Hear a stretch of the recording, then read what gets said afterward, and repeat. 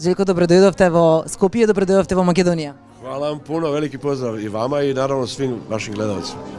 Добро, какво е чувството кога ќе дојдете тука во Скопје, уопште во Македонија? Каде прво одите, што правите, седнувате на некоја македонска храна, да начувате ракија, вино, не знам, како се опуштате кога сте тука? Pa ja vrlo rado dolazim u Makedoniju, ne samo da nastupam i da pevam, dođem i privatno. Imam dosta tu dragih ljudi s kojima veoma uspješno sarađujem i iskren da budem, kad god mi jave da u Makedoniji negde gostujem, ja se obradujem najviše.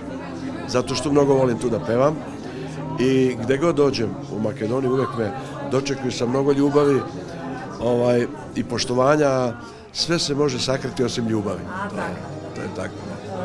Добро, 2019 имавте голем концерт во Скопје и потоа почна пандемијата и долго време ве немало да насапите и да наполните, Арена Борис Трајковски или било каде. Дали има во најава некаков концерт во Скопје? Iskreno da budem, ja imam želju. Nadam se da čovjek sa kojim ja sarađujem u Makedoniji, Kristijan Savika, da on misli o tome kada i gde.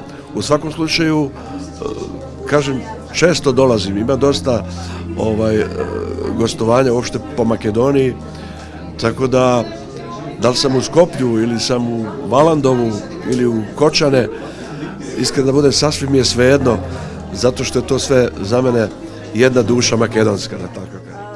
Ако не е грешам, 5 пати ја наполнивте Белградска арена, 38 пати Сава центар, и да не зборувам за сите оние концерти кои што ги имате позади вас. Зошто публиката толку ве сака?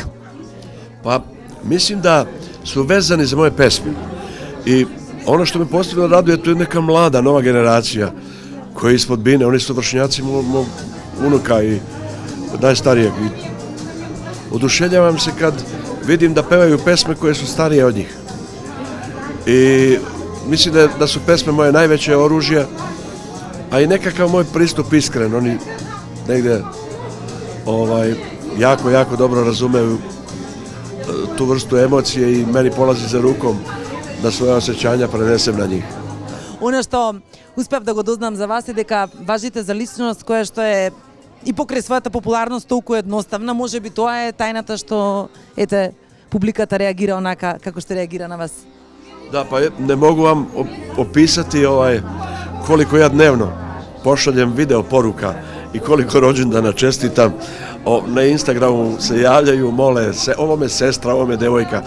Ja sam deo naroda i želim tu da sam uz njih u svakom trenutku i posebno kad prilaze da se slikaju, ko se god sa mnom slika i kaže mi hvala, i ja njemu kažem hvala vama, jer ste mogli izabrati bilo koga da se slikate sa njim. Tako da nekako spadam u red tih nekih običnih ljudi koji su specifični po tome što imaju tu neku blagu boju glasa. Čitao sam negdje u novinama gde daju neki ljudi, kritičari, izjavu Željko kad peva on vas smiluje pesmom. I zaista mislim da je tako. Еве сосема за крај уште едно прашање, сакам колку со оглед на тоа што вашата музичка кариера тргна нагоре со соработката со Марина Туцаковиќ и Фута, колку ве погоди прво смртта на Марина и колку ве погоди ова што све се случи на тоа семејство за кое што вие сте емотивно врзани? Pa nedostaje Marina i mislim tužno je, išao sam na sahranu malo mlači i kad pogledaš grob i dole troje ljudi dragih, onda pogledam Futu s kojim se čujem povremeno i razgovaramo, koji se još uvijek nije oporavio od te velike tragedije, ali ona je fizički nestala, ali ona živi u svojim pesmama.